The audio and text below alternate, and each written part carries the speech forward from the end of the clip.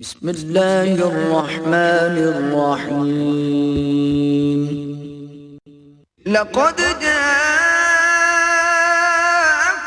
رسول من أنفسكم عزيز عليه ما عنتم حريص عليكم بالمؤمنين رؤوف رحيم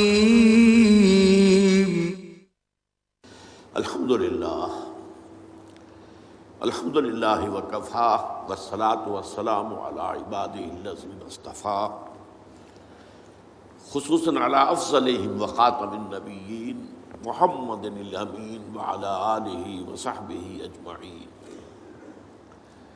اما بعد فقد قال اللہ تبارک وتعالی کما ورد فی سورۃ النور اعوذ باللہ من الشیطان الرجیم بسم اللہ الرحمن الرحیم قل اطیعوا اللہ واطیعوا الرسول فإن تولوا فإنما علیہ ما حمل وعلیکم ما حملتم وإن تطیعوه تہتدوا وقال عز وجل كما ورد في سورة التغابن وأطيعوا الله وأطيعوا الرسول فإن توليتم فإنما على رسولنا البلاغ المبين صدق الله العظيم رب اشرح لي صدري ويسر لي أمري واحلل عقدة من لساني يفقهوا قولي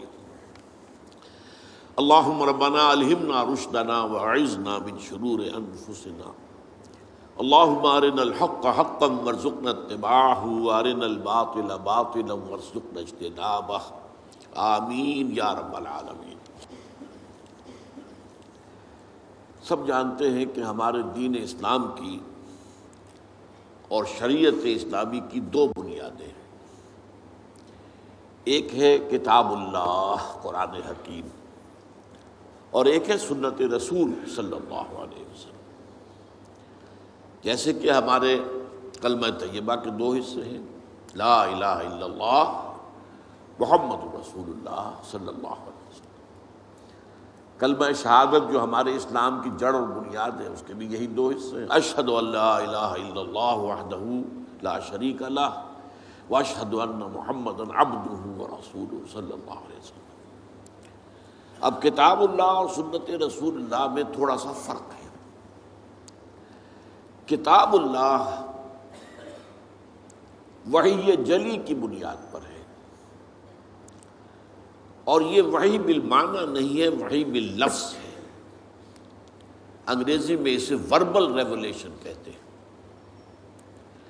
عیسائیوں کے ہاں وحی کے بارے میں یہ تصور ہے کہ وحی وربل نہیں ہوتی، بلکہ ایک مفہوم جو ہے وہ منتقل کر دیا جاتا ہے، اس مفہوم کو پھر وہ رسول اپنی زبان میں ادا کرتا ہے، تو گویا کہ الفاظ اللہ کے نہیں ہوتے۔ ہمارا یہ تصور نہیں ہے۔ وحی جلی وہ وربل ریولیشن ہے، لفظ بلفظ اللہ ہی کا کلام ہے، اور نمبر دو یہ کہ وہ بالکل محفوظ ہے، اس کے کسی ایک حرف میں بھی کسی ایک شوشے میں بھی کوئی تحریف نہیں ہوئی۔ اس کے مقابلے میں سنت کا معاملہ یہ ہے کہ وہ وحی خفی پر مبنی ہے، وہ بھی وحی، اس کا بھی اشارہ اللہ کی طرف سے ہے، لیکن وہ وحی باللفظ نہیں ہے، وحی بالمعنی ہے۔ یہ مفہوم ایک ہے جو اللہ کی طرف سے آیا، لیکن الفاظ اللہ کے رسول صلی اللہ علیہ وسلم کے۔ اور نمبر یہ کہ اس کی حفاظت قرآن کی طرح کی حفاظت نہیں ہے۔ اس معنی میں تو حفاظت ہے کہ تاریخ انسانی میں صرف ایک مثال ہے کہ کسی کے اقوال اور اعمال کی صداقت اور صحت کو پرکھنے کے لیے لاکھوں انسانوں کی سیرت و کردار کا جائزہ لیا گیا۔ اسماء الرجال جو علم مسلمانوں کا ہے، پوری انسانی تاریخ میں اس کی کوئی مثال ہے ہی نہیں۔ تو اس اعتبار سے حفاظت کی گئی ہے، حفاظت ہوئی ہے، انڈائریکٹ ہے، اس معنی میں البتہ نہیں ہے کہ لفظ بلفظ ہر شے جو ہے وہ محفوظ ہو، بلکہ یہ بھی ہے کہ حضور صلی اللہ علیہ وسلم سے ایک مجمع میں کچھ لوگوں نے باتیں سنی، پھر انہوں نے جو روایت کی تو ان میں تھوڑا تھوڑا فرق ہو گیا، اور یہ آج بھی آپ دیکھیں گے، میری کوئی بات اگر آپ جا کر لوگوں کو بتائیں گے تو ہر شخص کے بتانے میں کچھ فرق ہو جائے گا۔ چنانچہ جس کو کہا گیا ہے ام السنہ حدیث جبرائیل، وہ 40 میں نمبر 2 پر آئے گی، وہ اس کی ایک بہت بڑی مثال ہے کہ وہ بہت اہم حدیث ہے، بہت مشہور حدیث ہے، متواتر حدیث ہے، لیکن مختلف راویوں نے جب اسے بیان کیا ہے تو لفظی طور پر اس میں اختلاف ہے۔ دوسری بات یہ ہے کہ سنت اور حدیث یہ دو الفاظ علیحدہ ہیں۔ سنت حضور کا تعامل، حضور کا طرز عمل، یہ سنت ہے، اور حدیث اس کا ایک ریکارڈ ہے، ریٹن ریکارڈ۔ سنت کو معلوم کرنے کے دو ذرائع ہیں، ایک حدیث جس پر ہم گفتگو ابھی کریں گے مزید، ایک امت کا تواتر عمل، حضور کو عمل کرتے ہوئے دیکھا صحابہ نے تو آپ کی پیروی کی، آپ کی نقل کی، صحابہ کو عمل کرتے ہوئے دیکھا تابعین نے تو آپ کی ان کی پیروی کی اور ان کی جو ہے ان کے نقش قدم پر چلے۔ تو اس طرح ہوتا ہوتا نسل بعد نسل تواتر کے ساتھ بہت سی چیزیں ہیں جو امت میں منتقل ہوتی چلی آئی۔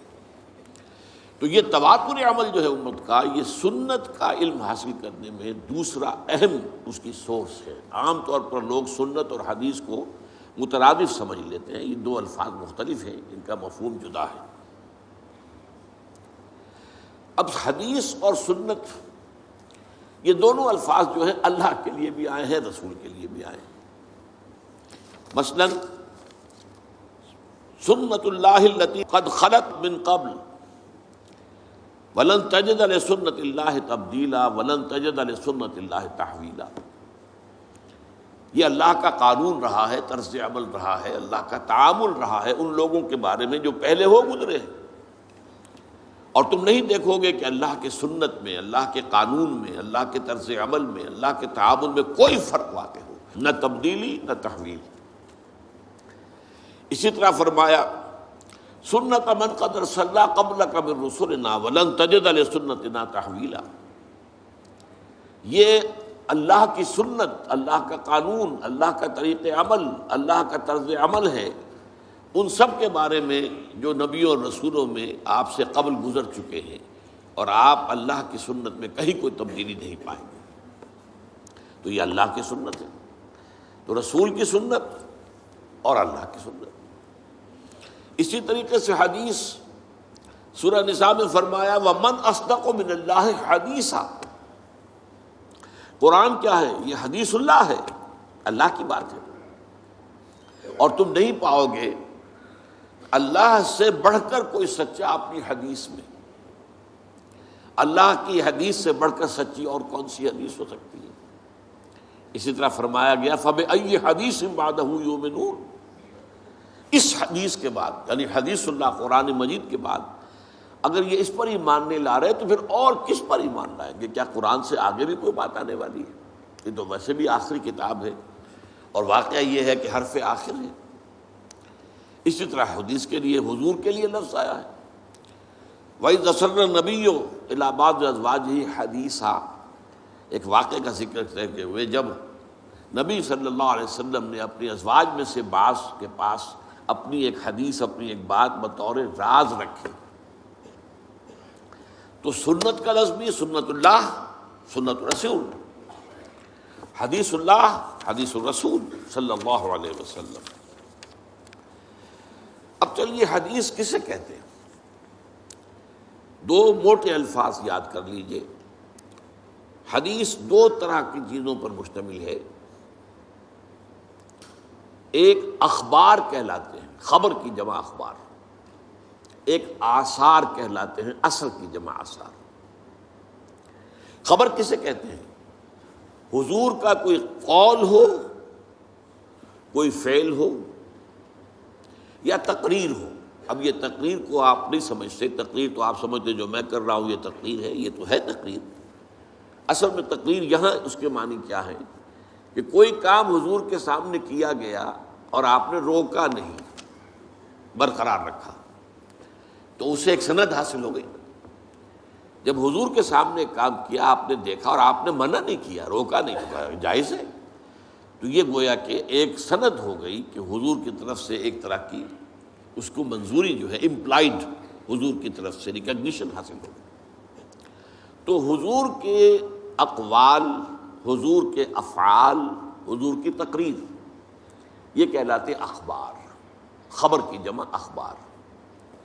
اور آثار ہیں کسی صحابی کا قول یا صحابی کا عمل یا صحابی کی تقریر، اس لیے کہ یہی گمان غالب ہے کہ صحابی جو بات کہہ رہا ہے وہ اپنی طرف سے نہیں کہہ سکتا، صحابی جو عمل کر رہا ہے وہ اپنی وجہ سے نہیں کر رہا، صحابی کا قول بھی، صحابی کا عمل بھی، اور صحابی کی تقریر بھی، جیسے رسول کا قول، رسول کا عمل، رسول کی تقریر، یہ اخبار ہے۔ صحابی کا قول، صحابی کا عمل، صحابی کی تقریر، یہ آثار ہے، اور ان دونوں کو جمع کر کے حدیث کہتے ہیں۔ حدیث کے اندر اخبار بھی ہے اور آثار بھی ہے۔ اب آئیے حدیث جو رسول کی ہے، اس میں یہ جان لیجئے کہ اس کے دو حصے ہوتے ہیں۔ ایک متن، حضور نے کیا فرمایا، ایک ہے سند، حضور سے کس نے سنا، اس سے کس نے سنا، اس سے کس نے سنا، اس سے کس نے سنا، یہ روایت کہلاتی ہے، اور یہ لنکس، یہ کڑیاں جو ہیں، یہ راوی کہلاتے ہیں۔ اب اگر حضرت امام بخاری کوئی حدیث اپنی کتاب میں لا رہے ہیں تو اپنی شخصیت سے لے کر حضور تک کے درمیان کے تمام لنکس دینے پڑیں گے،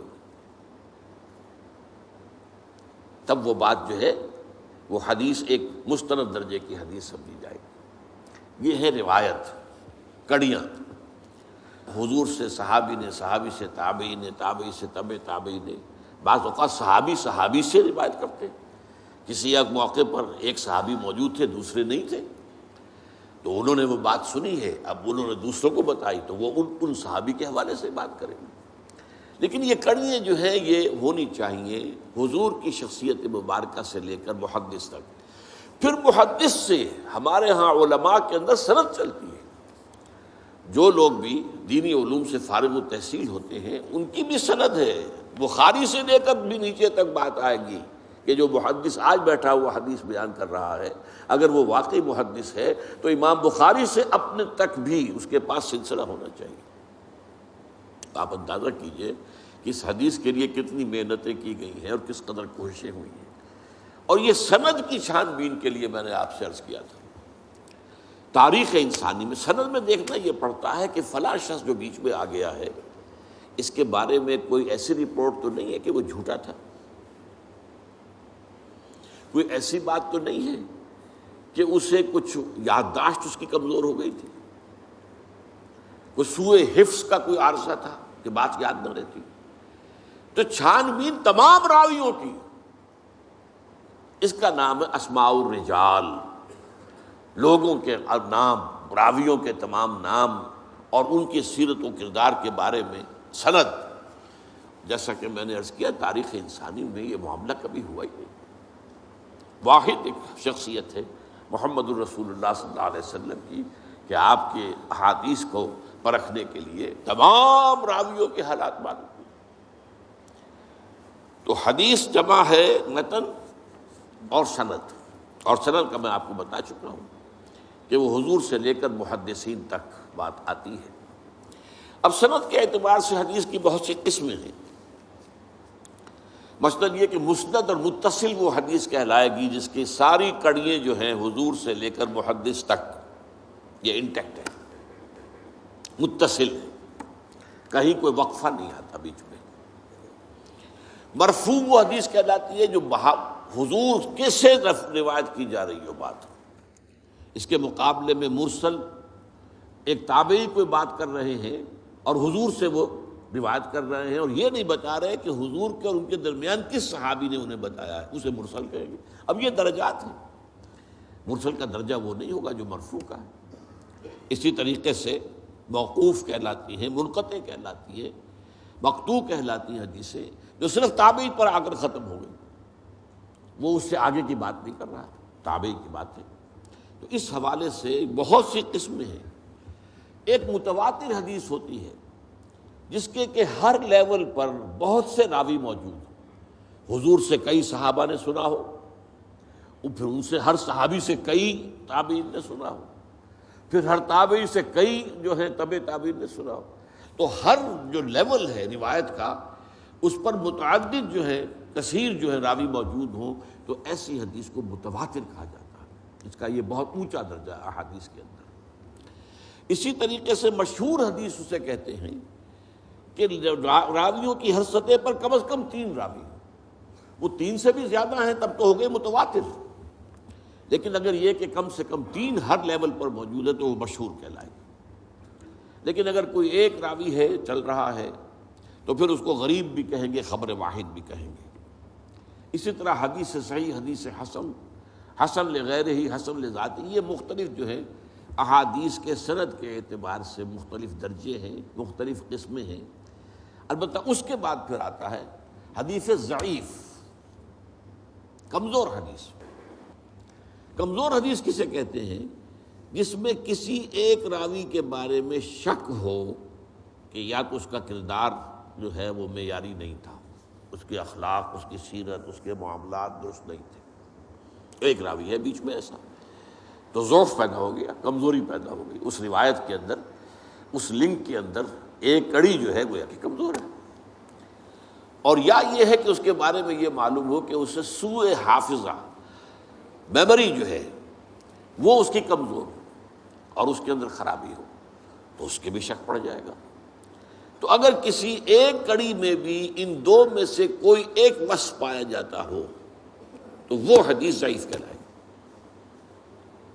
اس سے پھر سب سے نیچے درجہ جو آتا ہے وہ آتا ہے موضوع کا، جس کے بارے میں محدثین نے تحقیق کر کے، چھان بین کر کے یہ فیصلہ کر دیا کہ یہ تو گھڑی ہوئی حدیث ہے، جھوٹی حدیث، اس کی حضور کی طرف نسبت صحیح نہیں ہے. یہ پھر اپنی جگہ پر ان موضوعات کو بھی جمع کر لیا گیا ہے. جتنی حدیثیں وضع کی گئی ہیں کتاب الموضوعات، تو موضوع حدیثوں کو بھی جمع کر لیا گیا. یعنی اس درجے معاملہ کیا گیا ہے نبی اکرم صلی اللہ علیہ وسلم کے اقوال اور افعال و تقریر کے ضمن میں. البتہ اس میں ایک بات میں عرض کروں گا کہ عام طور پر کسی حدیث کے ساتھ لکھ دیا جائے ضعیف، تو آج ہمارا خیال یہ ہوتا ہے کہ اس کو چھوڑو. نہیں، یہ نہیں. حدیث ضعیف جو ہے وہ ضعیف روایت میں کسی ایک کڑی کے اندر بھی اگر کوئی ضعف آ گیا تو ضعیف کہلائے گی. لیکن ضعیف حدیثوں کے اندر بہت سی اعلیٰ حدیثیں موجود ہیں، حکمت کے موتی موجود، علم اور حکمت کی قیمتی موتی موجود. اس کی وجہ کیا ہے؟ دیکھیے، ایک ہے سچ کا سچ ہونا، ایک ہے سچ کا سچ ثابت ہو جانا. کتنے سچ ہوتے ہیں جو اپنی جگہ سچ ہے، ان کو ثابت آپ نہیں کر سکتے. آپ نے وکلاء سے سنا ہوگا کہ خالص سچ پر کوئی ایک مقدمہ بھی نہیں جیتا جا سکتا، کچھ نہ کچھ جھوٹ اس میں شامل کرنا پڑتا. تو سچ کا ثبوت جو ہے وہ آسان کام نہیں ہے. اس کا یہ مطلب نہیں جو سچ ثابت نہ ہو سکے وہ جھوٹ ہے، یہ نہیں ہے. سچ ثابت نہیں ہو سکا یہ اپنی جگہ بات ہوئی، لیکن پھر کیا اس کو ہم کہیں گے جھوٹ ہے؟ یہ نہیں. تو حدیث موضوع جو ہے وہ حدیث ضعیف جو ہے وہ کمزور تو ہے، موضوع نہیں ہے، وہ متروک نہیں ہوگی، وہ چھوڑی نہیں جائے گی. ہاں، اس سے کوئی حکم شرعی نہیں نکلے گا. شریعت کا حکم کسی شے کی حلت، حرمت، فرضیت وغیرہ، یہ حدیث ضعیف سے نہیں ہوگا. شریعت کے احکام جو ہیں وہ اس سے بالا تر جو میں نے آپ کے سامنے طبقات رکھے حدیث کے، پھر انہی سے جو ہے شریعت کے احکام کا استنباط ہوگا. ضعیف حدیث سے شریعت کا کوئی حکم ثابت نہیں ہوتا. لیکن جیسا کہ میں نے عرض کیا، حکمت کے موتی بڑے بڑے، علم کے، حکمت کے، وہ آپ کو ضعیف حدیثوں میں ملیں گے. اور یہ تقریباً اجماع ہے امت کا کہ ضعیف احادیث جو ہیں وہ فضائل کے ضمن میں قابل قبول ہیں. جس میں کسی عمل کی فضیلت بیان ہو رہی ہے، اس کے ضمن میں جو ضعیف احادیث ہے وہ قابل قبول ہے، ان کو اختیار کیا جا سکتا ہے. ہمارے بہت سے بڑے بڑے مصنفین ائمہ نے ضعیف احادیث کو اپنی کتابوں میں شامل کیا ہے. وہ ثابت تو نہیں ہو سکی، اور سند کے اعتبار سے ثابت نہیں ہو سکی. کہیں ایک جگہ بھی کوئی اگر رکھنا پڑ گیا تو اس کا مطلب ہے کہ وہ ضعیف ہو گئی. لیکن پھر میں دوہرا رہا ہوں کہ اس کا یہ مطلب نہیں کہ وہ جھوٹی ہے یا گھڑی ہوئی ہے. اس کے لیے لفظ موضوع کا حدیث موضوع وہ گھڑی ہوئی جس کو کہ محدثین نے سوچ سمجھ کر جو ہے وہ موضوع قرار دیا. اب ایک خاص لفظ کی طرف میں آ رہا ہوں، اربعین. چونکہ ہمیں اربعین نووی کا مطالعہ کرنا ہے. حضور کی ایک حدیث ہے جو اگرچہ ضعیف ہے، جس کے ضعیف ہونے پر سب کا اجماع ہے. حالانکہ نوٹ کیجئے اس حدیث کے راویوں میں صحابہ کے نام آتے ہیں: حضرت علی، حضرت عبداللہ ابن مسعود، حضرت معاذ ابن جبل، حضرت عبداللہ ابن عمر، حضرت ابو الدرداء، حضرت عبداللہ ابن عباس، حضرت انس ابن مالک، حضرت ابو ہریرہ، حضرت ابو سعید خدری رضی اللہ تعالی عنہم اجمعین. اتنے صحابہ سے شروع ہوئی، لیکن آگے لنک ٹوٹ رہے ہیں. کہیں تابعی کے لیول پر بات نہیں بن رہی، کہیں تبع تابعین کے لیول پر بات نہیں بن رہی، کہیں کوئی راوی آ گیا ہے بیچ میں کہ جو قابل اعتماد نہیں ہے، جس کی سیرت و کردار یا جس کے بارے میں شک ہے کہ اس کا حافظہ ٹھیک نہیں رہا تھا، تو یہ کہیں آ گیا، رکھنا پڑ گیا، لہذا وہ ضعیف تو رہے گی. لیکن اتنے صحابہ سے روایت ہوئی ہے تو اس کے اوپر پھر بہت توجہ دی ہے علماء کرام نے. 50 سے زیادہ کتابیں. اب وہ حدیث کیا ہے وہ میں پہلے آپ کو سنا دوں. حدیث کا متن اب بتا رہا ہوں میں آپ کو. من حفظ علی امتی 40 حدیثا من امر دینہا بعثہ اللہ یوم القیامت من زمرۃ الفقہاء والعلماء. حدیث کا ایک مجموعہ ہے کنز العمال، اس میں ضعیف احادیث بھی ہے، صحیح احادیث بھی ہے. کنز العمال اس میں یہ حدیث موجود ہے. اور جیسا کہ میں نے کہا صحابہ میں سے اتنے صحابہ کے نام میں نے آپ کو لے دیے، یہ سب کے سب فقہاء صحابہ میں سے، بہت چوٹی کے صحابہ میں سے. لیکن یہ ہے کہ وہ اس کی روایت، جیسا کہ میں نے عرض کیا، سارا دار و مدار روایت پر ہے. اسی کے اوپر معاملہ جو ہے حدیث کا مقام و مرتبہ متعین ہوگا. ترجمہ کیا ہے؟ جس شخص نے بھی میری امت کے لیے یا میری امت کی حفاظت کے لیے، اس کے دین و شریعت کی حفاظت کے لیے میری 40 حدیثیں حفظ کی، دین کے معاملے میں 40 حدیثیں حفظ کی، اللہ تعالیٰ اسے اٹھائے گا قیامت کے دن من زمرۃ الفقہاء، فقہاء میں، والعلماء، اور علماء میں. جس شخص نے بھی میری امت کے دینی معاملات سے متعلق میری 40 حدیثوں کو حفظ کر لیا. اب میں لفظ حفظ کیوں کا تم بول رہا ہوں، یاد کرنا میں نہیں کہہ رہا، اس کی وجہ ہے حفظ کر لیا. اس سے اللہ تعالیٰ قیامت کے دن اٹھائے گا فقہاء کے گروہ میں اور علماء کے گروہ میں. ایک روایت میں آیا ہے بعثہ اللہ فقیہا عالما، اللہ اسے اٹھائے گا اس حیثیت میں کہ وہ فقیہ اور عالم شمار ہوگا. حضرت ابو الدرداء کی روایت میں ہے وَكُنْتَ لَهُ يَوْمَ الْقِيَامَةِ شَافِعًا وَشَهِيدًا. حضور فرما رہے ہیں اس شخص کے لیے میں قیامت کے دن سفارش کرنے والا بھی ہوں گا اور شفاعت کرنے والا بھی ہوں گا اور گواہی دینے والا بھی ہوں گا اس کے حق میں.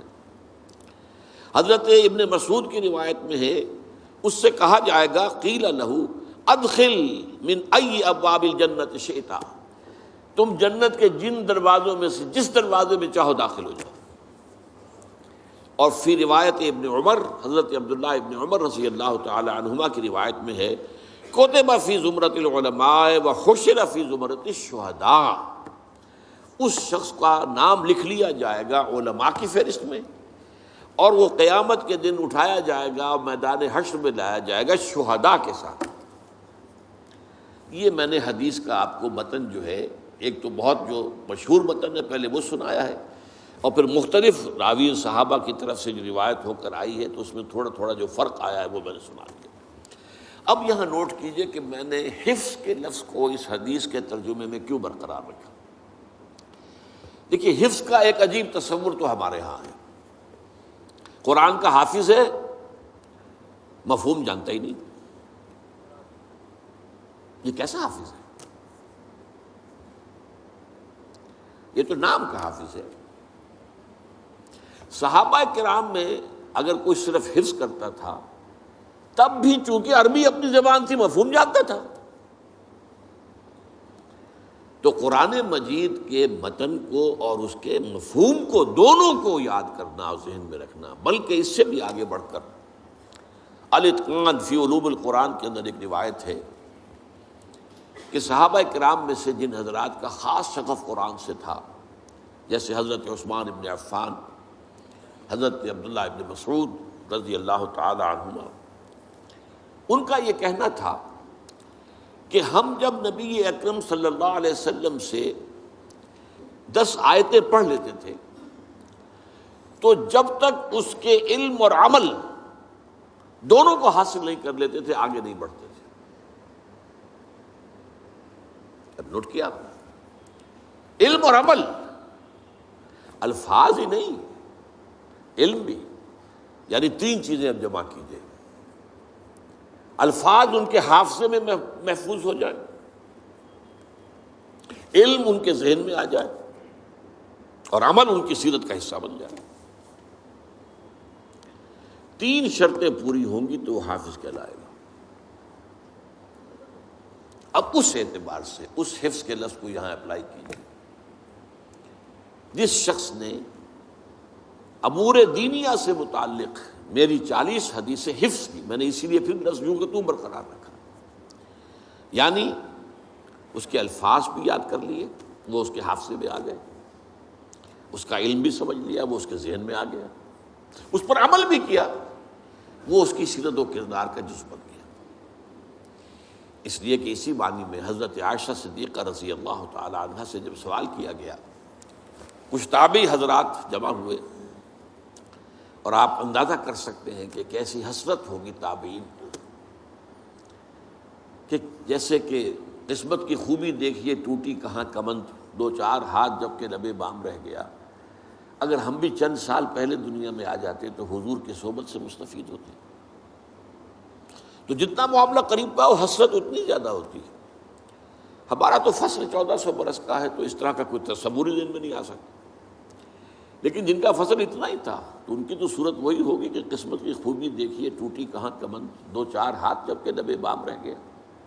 تو اگر ہم ذرا پہلے آ گئے ہوتے تو ہم حضور کی صحبت سے اور آپ کی دیدار سے ہم مشرف ہوتے. تو حضرت عائشہ ام المومنین رضی اللہ تعالی عنہا کے پاس کچھ تابعی آئے کہ ہمیں حضور کی سیرت سنائیے.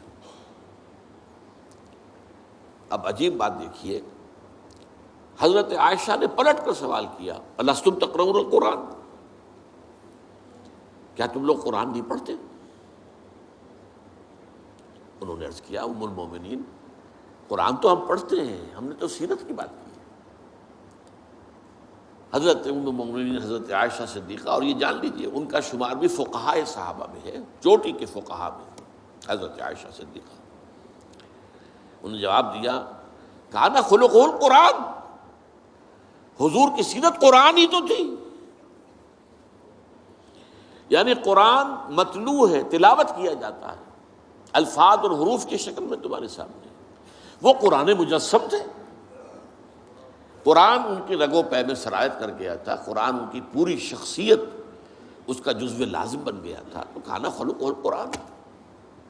اور ویسے بھی آپ دیکھیں قرآن مجید کے اندر جب آپ پڑھیں گے تو بہت سی صورتیں جو ہے وہ تو معلوم ہوتا سیرت کے ابواب ہیں. سورہ انفال پڑھیے، یہ غزوہ بدر کا بیان ہے شروع سے آخر تک. یہ ایک باب ہے سیرت النبی کا. آل عمران کا بڑا حصہ جو ہے وہ غزوہ احد پر مشتمل ہے. اسی طریقے سے سورہ توبہ کا بڑا حصہ جو ہے غزوہ تبوک سے متعلق ہے. اس حوالے سے بھی سیرت بنتی ہے، لیکن یہ کہ وہاں اس مفہوم جو ہے بہت مختلف ہے کہ قرآن کی جملہ تعلیمات اس کو مجسم شکل میں دیکھنا ہو تو محمد صلی اللہ علیہ وسلم، تو تم قرآن پڑھو اسی کے آئینے میں تمہیں محمد صلی اللہ علیہ وسلم کی سیرت نظر آ جائے گی. اچھا، اب یہ جو حدیث میں نے آپ کو سنائی ہے، جیسا کہ میں نے عرض کیا، اس پر اجماع ہے کہ یہ ضعیف ہے، لیکن اس کے ساتھ اشتغال جسے کہتے ہیں، اس کے ساتھ دلچسپی، اس کے ساتھ معاملہ، اس کا پڑھنا پڑھانا 50 سے زیادہ ائمہ دین اور علماء نے ان کا مجموعے 40 حدیثوں کے اپنے مرتب کیے. لہذا یہ کیٹیگری بن گئی الاربعون، 40 حدیثیں فلاں کی، 40 حدیثیں فلاں کی، 40 حدیثیں شاہ ولی اللہ دہلوی رحمۃ اللہ علیہ وغیرہ وغیرہ. اس سے پہلے بھی ہمارے بڑے سلف کے اندر نہ معلوم کتنے لوگوں نے 40 مرتب کی، اور بہت سے لوگوں نے پھر صرف مرتب ہی نہیں کی ہیں، ان کی شروح لکھی ہے. اب اس میں نوٹ کیجئے کہ یہ جو کتاب ہم پڑھیں گے اس کے مرتب کرنے والے امام نووی ہیں.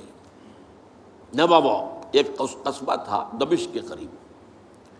ان کا پورا نام ہے امام یحییٰ بن شرف الدین نووی.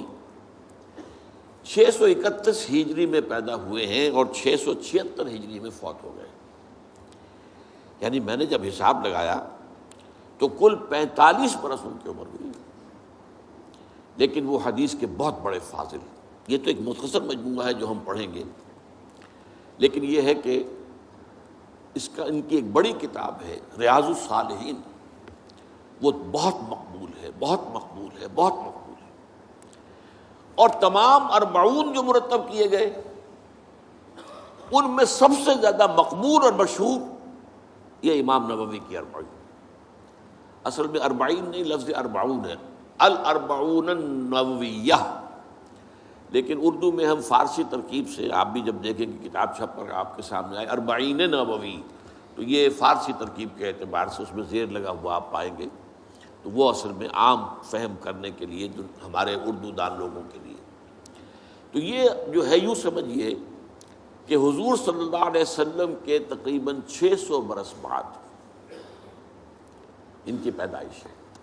631 ہجری، جبکہ حضور کا انتقال ہے سن 11 ہجری، تو 620 برس کا فصل ہے، اور 676 میں ان کا انتقال ہے.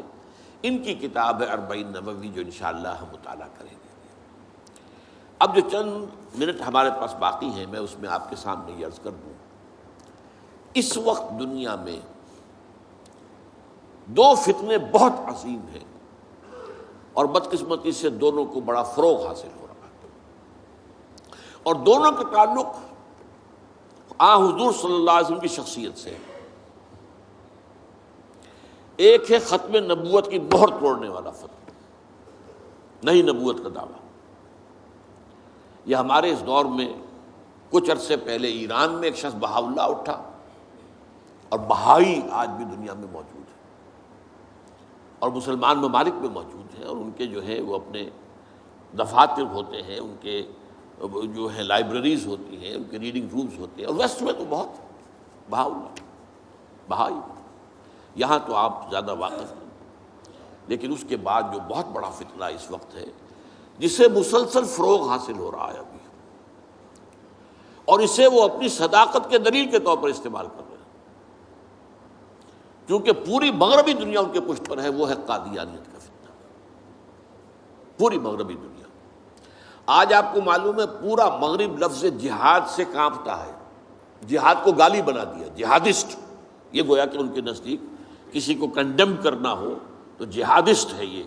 تو یہ جہاد، اس جہاد یعنی قتال کی نفی کی تھی غلام احمد قادیانی نے، اسی لیے انگریزوں کا چہیتا بنا تھا. اس لیے کہ ظاہر بات ہے کہ ہندوستان میں انگریز آ تو گیا تھا، لیکن اس نے یہ نوٹ کر لیا تھا کہ مسلمانوں کے اندر تو جراثیم موجود ہے بغاوت کے. مسلمانوں نے دل سے ہمیں تسلیم نہیں کیا. اس کی وجوہات تھی. ایک بات تو یہ تھی کہ مسلمانوں سے تو تم نے حکومت چھینی، ہندو تو پہلے مسلمان کا غلام تھا، اب تمہارا ہو گیا. تو ہندو کے لیے تو معاملہ چینج آف ماسٹرز کا تھا، آقا بدل گئے. یہ تو نہیں کہ وہ حاکم سے محکوم بنایا گیا ہو. جبکہ مسلمان حاکم سے محکوم بنائے گئے تو ان کے اندر تو لازماً ایک بدلہ لینے کا جذبہ، انتقام کا جذبہ، اپنا کھویا ہوا مقام حاصل کرنے کا جذبہ جو ہے وہ موجود تھا. چنانچہ یہی وجہ ہے کہ حضرت سید احمد شہید بریلوی رحمۃ اللہ علیہ کی تحریک چلی. اگرچہ بہرحال مشیت ایز دی اور کچھ ان کی بھی اجتہادی غلطی سے وہ ناکام ہو گئے، دنیاوی اعتبار سے بالا کوٹ میں شہید ہو گئے.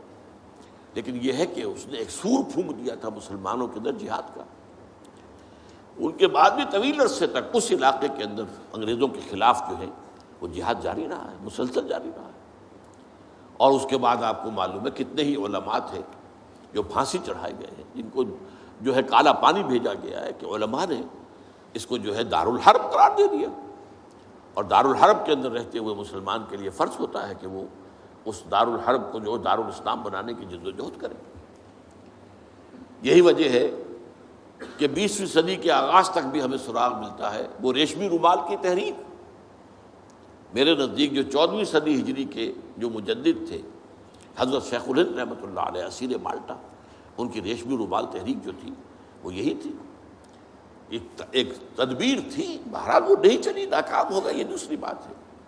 تدبیر یہ تھی کہ ادھر ترکوں سے کہا جائے اس وقت تک ابھی خلافت عثمانیت باقی تھی، یہ تو 1924 میں ختم ہوئی ہے، اور یہ میں بات کر رہا ہوں 1915 کی، کہ وہاں کسی کو بھیجا جائے کہ ادھر سے ترک جو ہے وہ حملہ آور افواج آئیں، اور ادھر افغانستان بھیجا جائے کسی کو، وہاں سے افغانستان سے مسلمان حملہ کریں اور ادھر اندر سے ہم بغاوت کریں تو انگریز کو یہاں سے اٹھا کر پھینک دیں۔ لیکن بات جو تھی، پھر میں کہوں گا مشیت اس قریب معاملہ ہوتا ہے۔ حضرت شیخ الہند خود گئے تھے ترکی سے مدد لینے کے لیے، پہلے وہاں حجاز گئے، اس لیے کہ حجاز میں ابھی مدینہ منورہ میں ترک گورنر موجود تھا، ابھی جو ہے وہ شریف حسین جو تھا جس نے بغاوت کی تھی ترکوں کے خلاف، مکے پر تو اس کا قبضہ تھا، مدینے پر نہیں تھا، تو وہاں گورنر جو ہے ترکی کے خلافت عثمانیہ کے موجود تھے، ان سے ملاقات کی اور آگے جانے کا فیصلہ بھی تھا۔ لیکن اسی اثناء میں مخبری ہو گئی، اور شریف حسین والی مکہ نے، جس کی یہ نسل ابھی تک چل رہی ہے، یہ جو اردن کا بادشاہ بیٹھا ہوا ہے، یہ اسی کا پڑ پوتا سمجھ لیجئے، یا پڑ پوتا یا سگڑ پوتا، یہ وہ نسل ہے ہاشمی، ہاشمائٹ۔ اس نے حضرت شیخ الہند کو گرفتار کر کے اور چاندی کی تشتری میں رکھ کر انگریز کو پیش کر دیا، یہ آپ کا باغی یہاں پر آ کر اور آپ کے خلاف سازشیں کر رہا ہے۔ اور دیکھیے انگریز انہیں کہاں لے گیا، مالٹا، میڈیٹرینین سی کا ایک جزیرہ، بحیرہ روم کا۔ آخر ہندوستان میں بھی تو واپس لا سکتا تھا، ہندوستان کی کسی جیل میں نہیں۔ اقبال کے نفس سے ہے لالے کی آگ تیز، ایسے غزل سرا کو چمن سے نکال دو، تو وہاں رکھا ہے انہیں 4 سال وہاں پر وہ، اور ٹی وی جو ہے وہ اپنی آخری حد کو پہنچی ہے تو چھوڑا ہے کہ ہماری اگر قید کے اندر یہ انتقال ہو گیا ان کا تو پھر طوفان اٹھ جائے گا۔ تو ایک فتنہ تو یہ ہے جو ختم نبوت کا، چونکہ اس قتال کے خلاف فتویٰ دیا تھا، دین کے لیے حرام ہے اب دوستو قتال، قتال فی سبیل اللہ ختم ہو گیا، لہذا انگریزوں نے ان کا چہیتا بنا، ان کے فتنے، آج بھی پورا ویسٹ جو ہے، یورپ میں، امریکہ میں، انگلینڈ میں آج کل ان کا مرکز ہے، اور ان کے خطبے جو ہیں اس کے امام جو کہلاتا ہے خلیفہ، وہ آپ کو معلوم ہے کہ وہ سیٹلائٹس کے اوپر جو ہے وہ نشر ہوتا ہے۔ دوسرا فتنہ جو ہے جو اپنی تاثیر کے اعتبار سے اس پہلو سے اس سے بھی زیادہ خطرناک ہے کہ وہ زیادہ پھیل رہا ہے اور اس کا ادراک اور احساس نہیں ہے۔ ختم نبوت کا معاملہ تو ایسا ہے جو اتنا واضح ہے، کسی کا نبوت کا دعویٰ کرنا اتنا واضح ہے کہ ہر مسلمان سمجھ لے گا کہ واقعی وہ تو دائرہ اسلام سے خارج ہو گئے، اور جو اسے مانے وہ دائرہ اسلام سے خارج۔ چنانچہ یہ فیصلہ جو ہے ہمارے ہاں آپ کو معلوم ہے سرکاری سطح پر، حکومتی سطح پر، ریاست کی سطح پر، پارلیمنٹ نے طے کیا کہ قادیانی خواہ وہ ربوائی ہے اصل قادیانی، خواہ وہ لاہوری ہے جو لاہوری احمدی اپنے آپ کو کہتے ہیں، وہ دونوں دائرہ اسلام سے خارج ہیں۔ لیکن یہ دوسرا فتنہ وہ ہے کہ جو اندر ہی اندر جیسے دیمک جو ہے لکڑی کو کھا جاتی ہے، ان کا یہ فتنہ ہے انکار حدیث کا فتنہ۔ قرآن مانیں گے، قرآن کو سمجھیں گے، حدیث ہاں ٹھیک ہے، حدیث اپنی جگہ ہے، اس میں اخلاقی تعلیمات جو ہیں ان کو ہم سر سے سینے سے لگائیں گے، لیکن مطاع جو ہے حضور کی ذات صرف اپنے زمانے کے لیے تھی، بعد کے لیے نہیں۔ میں نے جو آج آپ کو آیات سنائی تھی، قل اطیعوا اللہ واطیعوا الرسول، اے نبی کہہ دیجئے اطاعت کرو اللہ کی اور اطاعت کرو رسول کی صلی اللہ علیہ وسلم۔ فَإِن تَوَلَّوْا، پھر اے نبی اگر یہ پیٹھ موڑ لے، فَإِنَّمَا عَلَيْهِ مَا حُمِّلَ وَعَلَيْكُمْ مَا حُمِّلْتُمْ، تو ان سے کہہ دیجئے، انہیں یہ بات بتا دیجئے کہ جو ذمہ داری ہم نے ڈالی اپنے رسول پر وہ اسی کے مسئول ہوں گے. جو ذمہ داری تم پر پڑی ہے اس کے مسئول تم ہوگے. وَإِن تُطِيعُوهُ تَهْتَدُوا، اور اگر تم ان کی اطاعت کرو گے تبھی تم ہدایت پر ہوگے. دوسرا سورۃ تغابن کی آیت میں نے آپ کو سنائی تھی، وَأَطِيعُوا اللَّهَ وَأَطِيعُوا الرَّسُولَ فَإِن تَوَلَّيْتُمْ فَإِنَّمَا عَلَىٰ رَسُولِنَا الْبَلَاغُ الْمُبِينُ. اطاعت کرو اللہ کی، اطاعت کرو رسول کی صلی اللہ علیہ وسلم. اگر تم نے پیٹھ موڑ لی تو جان لو کہ ہمارے رسول پر تو صرف پہنچا دینے کی ذمہ داری تھی، آگے تم مسئول ہو کہ تم تک جو پہنچا دیا گیا تھا پیغام تم نے اسے قبول کیوں نہیں کیا. یہ جو اطاعت رسول ہے یہ دائمی ہے، یہ ایسا نہیں ہے کہ صرف حضور اس کے لیے الفاظ استعمال کر دیتے ہیں. وہ مرکز ملت اپنے دور میں اپنے زمانے میں مرکز ملت تھے محمد صلی اللہ علیہ وسلم، لہذا امیر جماعت کی حیثیت سے، امیر ملت کی حیثیت سے ان کا حکم مانا جانا ضروری تھا. لیکن آئندہ تو جو بھی امیر ہوگا، جو بھی مرکز ملت ہوگا، جو بھی حکومت بنے گی، جو بھی مسلمانوں میں حاکم ہوگا، ان کی اطاعت فرض ہے. اور یہ فتنہ اس تیزی سے پھیلا ہے، اس تیزی سے پھیلا ہے، اس لیے کہ شریعت کی بہت سی پابندیاں ان لوگوں نے اسی حوالے سے حدیث کو اٹھا کر پھینک دیا. پردہ کوئی شے نہیں ہے، کوئی خاص شے نہیں ہے. پردہ جو ہے یہ تو ایک خاص دور کا کلچر تھا بس. اب قرآن مجید کی آیات کی جو ہے وہ غلط تعویلیں کر رہے ہیں، ترجمے غلط کر رہے ہیں. اب عام آدمی جو ہے، عام جدید تعلیم یافتہ آدمی جو ہے اسے کہاں عربی کا پتہ ہے، وہ اسے کہاں پتہ چلتا ہے کہ یہ جو آیت کا ترجمہ کیا جا رہا ہے یہ غلط کیا جا رہا ہے، ٹیڑھا کیا جا رہا ہے. یہی آیات کے ترجمے میں تحریف قادیانیوں نے کی ہے. ان کا ایک عام مبلغ اور ان کے زیر اثر کوئی شخص آئے آپ سے بات کرے، آپ ہکا بکا رہ جائیں گے. وہ آیتوں پر آیتیں پیش کرے گا لیکن ترجمے اس کے غلط کر رہے ہیں. آخر وہی آیتیں ہیں جو 1400 برس تھے مسلمان جو ہیں صحابہ سے لے کر اور ہمارے دور تک علماء پڑھتے آئے ہیں، ان کا ترجمہ انہوں نے کیا. تو یہاں پر بھی یہ ہے کہ وہ تعویلیں غلط کرتے ہیں، اور ایسی ایسی تعویلیں کہ ذرا سے بھی عقل اگر ہوتا کیا ہے، انسان کی مت ماری جاتی ہے. کسی خاص معاملے میں آپ کسی شخص سے متاثر ہو گئے، اب اس کی ہر بات آپ قبول کرتے جائیں گے، اس پر جو ہے تنقیدی نگاہ نہیں ڈالیں گے. یہ کمزوری ہے. چنانچہ ایسی ایسی تعویلیں بھی ہیں کہ یہ قرآن مجید میں جو آیا ہے کہ چور مرد ہو یا عورت ہو ہاتھ کاٹ دیے جائیں، اس کا مطلب ہاتھ کاٹنا نہیں ہے. تو مولویوں نے خامخواہ غلط بات سمجھی ہے، تو بڑا وحشیانہ فعل ہے. اس کا مطلب یہ ہے ہاتھ کاٹ دو، جیسے کہ کبھی والدین کہتے ہیں اپنے بیٹے تم نے تو ہمارے ہاتھ کاٹ دیے. یعنی کوئی معاملہ ایسا ہے کہ تم نے ایسی بات کر دی ہے کہ اب ہمارے پاس کچھ نہیں رہا، کوئی چارہ کاری نہیں، تو گویا کہ تم نے ہمارے ہاتھ کاٹ دیے. تو ایسا معاشرہ پیدا کر دو کہ چوری کی ضرورت ہی نہ ہو، بس یہ ہے ہاتھ کاٹ دینا. معاذ اللہ. حالانکہ قرآن مجید اس کے بعد کہتا ہے جزاء لما کسبا نکالا من اللہ، یہ جو سزا ہے اللہ کی طرف سے اور ان کے کیے کا کرتوت کا بدلہ ہے، یہ بات کہی جا رہی ہے. تو یہ جو ہے ایسا نظام قائم کر دینا، یہ کوئی سزا ہے، یہ کوئی عبرت کی بات ہے، یہ تو بہت اچھی بات ہے. لیکن یہ کہ وہ لوگ جو پرویز غلام احمد پرویز، عجیب بات یہ ہے کہ پنجاب نے یہ 2 غلام احمد پیدا کیے، غلام احمد قادیانی، غلام احمد پرویز. ایک نے مہر ختم نبوت کو توڑا اور ایک نے حدیث کے بارے میں اور مستقل طور پر سنت رسول کو شریعت کے بنیاد ہونے کی حیثیت سے چیلنج کر دیا.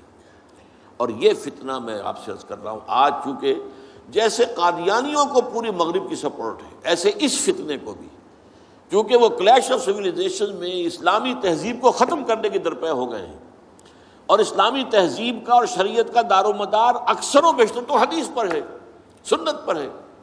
لہٰذا وہ دین کی جڑ کاٹنے کے لیے یہ جو انکار حدیث کا فتنہ، یہ استخفاف حدیث کا فتنہ ہے، اس کو سپورٹ کر رہے ہیں.